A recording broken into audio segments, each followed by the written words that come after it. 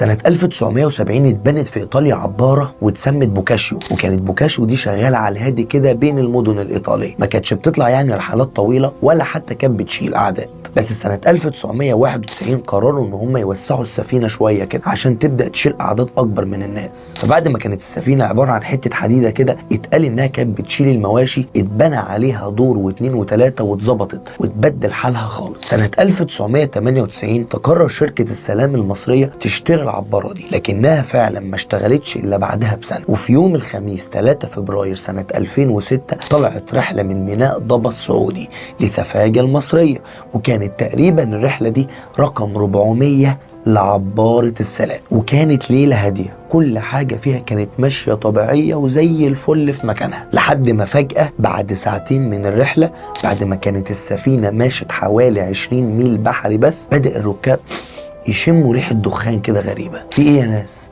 في ايه يا جماعه؟ كان رد القبطان ساعتها بيقول لهم مفيش حاجه يا جماعه، الدنيا زي الفل واحنا مكملين رحلتنا عادي جدا. وواحده واحده ريحه الدخان تزيد اكتر واكتر، عشان يكتشف الركاب ان في حريقه في الدور الارضي حصلت بعد ما مسكت النار في براميل السولار اللي كانت موجوده. وكل ما يطفوا الركاب والعمال النار كانت بتزيد اكتر، عشان يقرروا بعدها ان هم يطفوها بمضخات الميه الموجوده في السفينه ويجيبوا الميه من البحر يدخلوها السفينه. واذ فجاه يكتشفوا صدفه هم والقبطان ان البلاعات الموجوده في السفينه مسدوده اصلا. الناس اكلمهم ما حد يكلمني، والكل تطلع السطح وامسك واحد منهم، كنت انت رايح فين؟ قال رايح السطح، كنت وش في تحت؟ قال تحت حريقه، اهرب. فبعد ما الميه دخلت السفينه الركاب اتحبسوا وما بقوش عارفين يطلعوا منها خالص، فبقت نار وميه اتكتروا على الركاب وعلى العبار. وبسبب كل ده مالت المركب على جنبها اليمين، فقرر القبطان يطلب من الركاب ان هم يتجمعوا كلهم ناحيه الشمال عشان يعملوا توازن للمركب. قلت له حضرتك في مشكله، في حاجه نقدر نقوم بيها؟ فقال لي تقدر تطفي، تقدر تنزل تحت.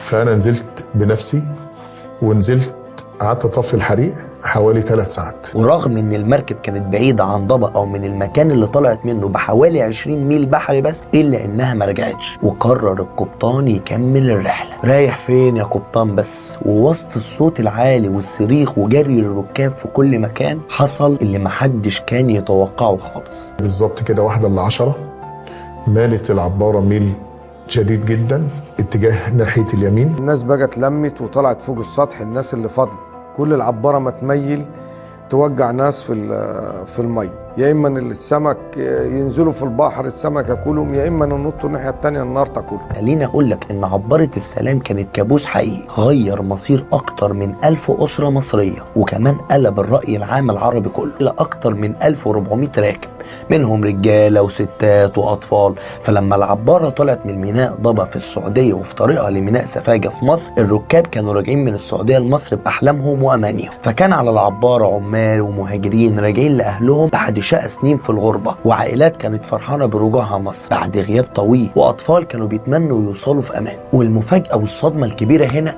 ان القبطان سيد عمر قبطان السفينه بدل ما يوجه ويطمن الناس ويحل المشكله، قرر ياخد ديله في اسنانه ويجري في قارب من قوارب النجاه.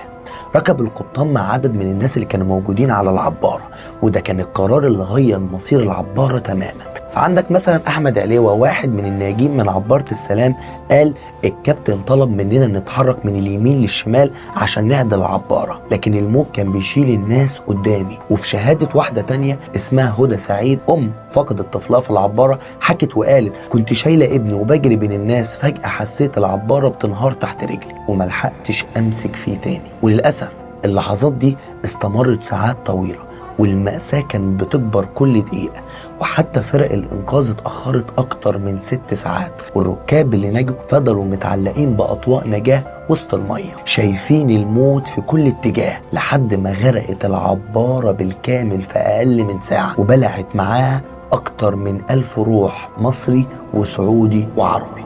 شوية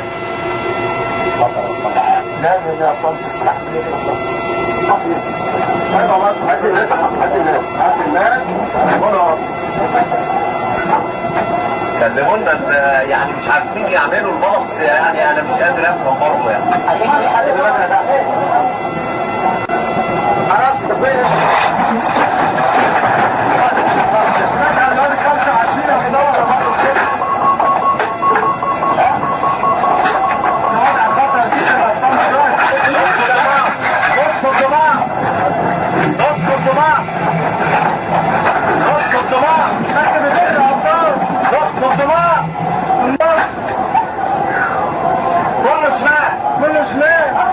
مركب بتغرق، مركب بتغرق يا ابطال.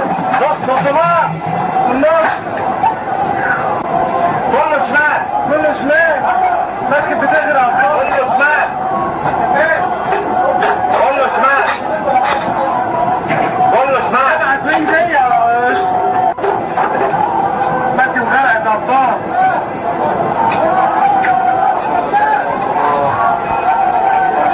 مركب غرقت يا ابطال.